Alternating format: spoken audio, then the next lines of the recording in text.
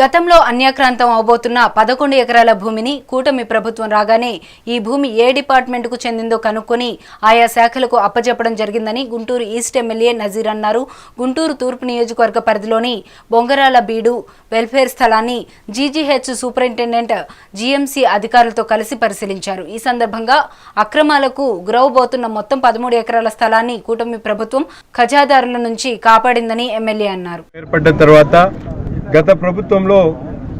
అమ్మడానికి ప్రయత్నించినటువంటి స్థలాన్ని పూర్తిగా పరిరక్షించేటువంటి కార్యక్రమంతో పాటు దీన్ని ఎక్కడా కూడా ఎవరు కబ్జా చేయకుండా కాంపౌండ్ వాల్ని దాదాపు 93 లక్షల రూపాయలతో కాంపౌండ్ వాల్ని నిర్మించడమే కాకుండా యుద్ధ ప్రాతిపాదికన ఈ హాస్పిటల్ కేటాయించినటువంటి స్థలంలో అభివృద్ధి చేసేటువంటి ప్రణాళికలతో ముందుకు సాగుతున్నటువంటి పరిస్థితులు ఉన్నాయి. దీనికి ముఖ్యంగా కేంద్ర మంత్రివర్యులు పెమ్మసాని చంద్రశేఖర్ గారు, అలాగే వైద్య శాఖకు సంబంధించినటువంటి ముఖ్య సలహాదారుడు ఉన్నటువంటి రమేష్ గారు, అలాగే జీజీఎస్ సూపరింటెండెంట్ రమణ గారి ఆధ్వర్యం అందరు కలిసి దీని మీద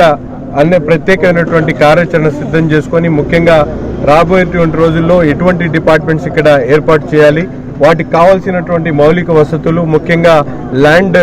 క్లియరెన్స్తో పాటు జంగిల్ క్లియరెన్స్తో పాటు సైట్ని డెవలప్ చేసేటువంటి కార్యక్రమాన్ని తీసుకొని పూర్తిగా అభివృద్ధి చేయడం కాకుండా ఈ ప్రాంతానికి రావడానికి అవసరమైనటువంటి రోడ్డు ఏదైతే గతంలో 20 అడుగులు ఉన్నటువంటి రోడ్ని పూర్తిగా వైడన్ చేస్తూ 40 అడుగులు చేయడంతో పాటు ఇక్కడ కొన్ని సమస్యలు ఉన్నాయి. కొంతమంది గతంలో ఈ రోడ్డు కోసం ఇచ్చినటువంటి స్థలాలు ఇచ్చినటువంటి వాళ్ళకి కాంపెన్సేషన్ ఇప్పటిదాకా ఇవ్వకపోవడంతో అటువంటి వాళ్ళందరికీ కూడా న్యాయం చేసేటువంటి కార్యక్రమంతో పాటు పక్కనే ఉన్నటువంటి గవర్నమెంట్ మున్సిపల్ కార్పొరేషన్ సంబంధించినటువంటి